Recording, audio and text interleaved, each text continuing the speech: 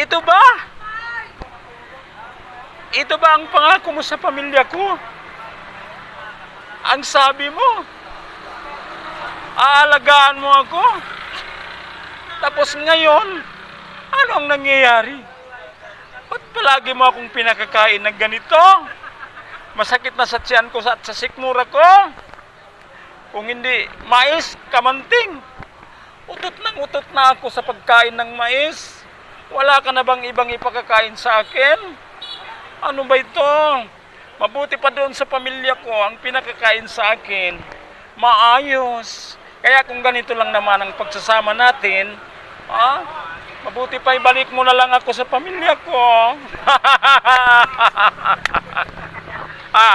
Kaya mga kapatid, ito po si Boy Mama pala.